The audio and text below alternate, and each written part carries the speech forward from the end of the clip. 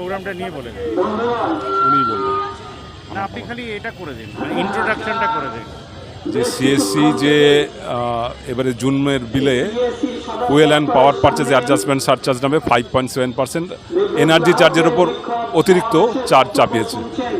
এটা আমরা প্রথম দিনই প্রোটেস্ট করেছি এটা নিয়ে, এবং সিএসসি 20-21 এবং 21-22 দুটো বর্ষে বকেয়া আদায়ের জন্য বিদ্যুৎ নিয়ন্ত্রণ কমিশনের কাছে আবেদন জানিয়েছে এই ভোটের মধ্যে, সেটারও আমরা প্রোটেস্ট করেছি।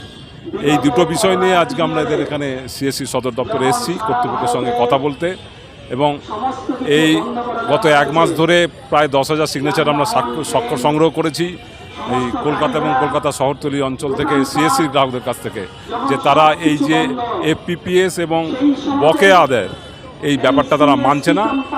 এটার প্রতিবাদে আজকে এখানে বিক্ষোভ চলছে, অবস্থান আমাদের চলছে, ডেপুটেশন টিম ভেতরে গেছে।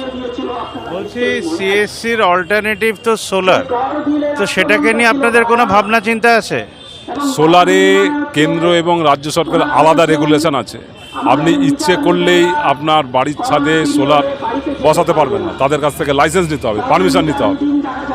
এবং হচ্ছে গিয়ে সোলারের একটা ব্যাপার রয়েছে গিয়ে প্রচুর মানে এক্সপেন্সিভ, তার জন্য কোনো সাবসিডির কোনো ব্যবস্থা নেই।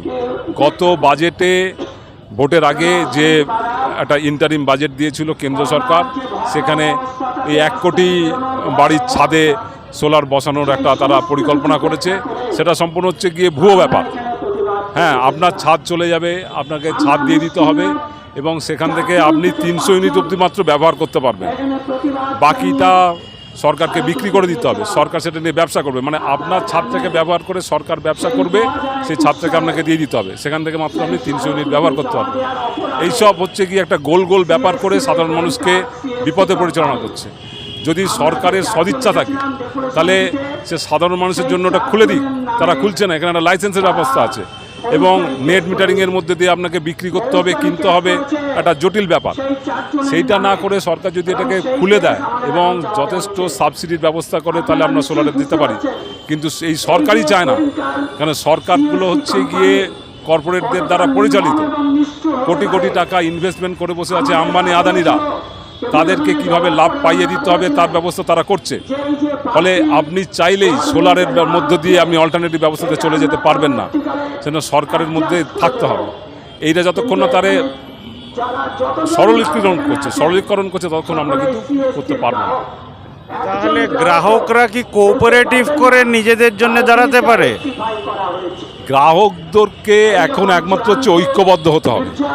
একটা শক্তির বিরুদ্ধে লড়াই করতে গেলে আপনাকে আরেকটা শক্তি যদি যতক্ষণ না তৈরি করতে পারছেন ততক্ষণ লড়াই করতে পারবেন না। আপনি কোঅপারেটিভ করুন, যেটাই করুন, একমাত্র ঐক্যবদ্ধভাবে যদি লড়াইটা করতে পারেন তাহলে এদের কাছে আমি দাম কমাতে পারবো। আপনারা যে ডেপুটেশন ভেতরে দিতে গেছেন সেটা তো সিএসসিকে, জনগণকে ডেপুটেশন দেওয়ার জন্য কি করতে চাইবেন? জনগণ আসুক, জনগণের জন্য তো আমাদের দরজা খোলা আছে। আমাদের সমস্ত কাজটাই হচ্ছে জনগণকে নিয়ে। এটা কোনো রাজনৈতিক দল নয় বা কারোর কোনো আমরা কালার বা কোনো সিম্বল দেখি না, এটা জনগণের জন্য খোলা রয়েছে।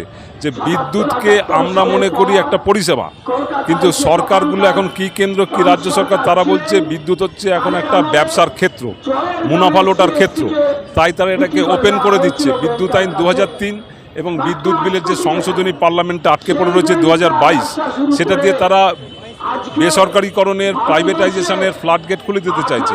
এবং ইতিমধ্যে আদানিরা বিদেশ থেকে কয়লা আনছে, কেন্দ্র সরকার বিদ্যুৎ উৎপাদন কেন্দ্রগুলোকে বাধ্য করছে গিয়ে বিদেশি কয়লা নেওয়ার জন্য। এই সমস্তটা করছে তারা ব্যবসায়ীকরণের জন্য, বাণিজ্যিকীকরণের জন্য, তারা প্রফিটের জন্য। আপনাদের যে সদস্যরা আছেন তাদেরকে কি প্রথমবারের জন্য এক করা যাবে? ধরুন 400 জন 500 জন, তারা কোঅপারেটিভ এস্টাবলিশ করলেন, 4টে বাড়িকে সোলার করলেন, তারপরে আরও লোক জয়েন করলে, এরকম কিছু ভাবা যেতে পারে? আপনারা আসুন না, এসে আপনার কথা বলতেই পারি, আলোচনা করতেই পারি, কিন্তু যতক্ষণ আমরা ঐক্যবদ্ধ হচ্ছি ততক্ষণ হতে পারবো না। ইন্ডিভিজুয়ালি একা একা ক্ষুদ্র কয়েকজনকে নিয়ে হবে না, ঐক্যবদ্ধভাবে আমরা। আপনাদের কটা সদস্য আছে অ্যাবেকার? আমাদের কয়েক হাজার সদস্য আছে, তারা 100 টাকা করে মাসে দিতে পারবেন এই ঐক্যবদ্ধ করার জন্য? এটা আপনার প্রস্তাবটা কি সেটা না জেনে এখন আমি তো গ্রাহকদের সদস্যদের বলতে পারবো না। আপনার প্রস্তাবটা আপনি দিন, আমরা সেটা আলোচনা করে দেখতে পারি। আমার প্রস্তাবটা হচ্ছে সদস্যরা আগে 100 টাকা করে দিক, আর আপনারা লটারি করে আপনাদের বাড়িকে সোলার করতে শুরু করুন। আপনি প্রস্তাব জমা দিন সংগঠনের কাছে, আমরা সেটা বিচার বিবেচনা করে দেখব। আমি জমা দিচ্ছি না, আমি এই অনুষ্ঠানটা করে আপনাকে পাঠিয়ে দেবো। ধন্যবাদ। ধন্যবাদ।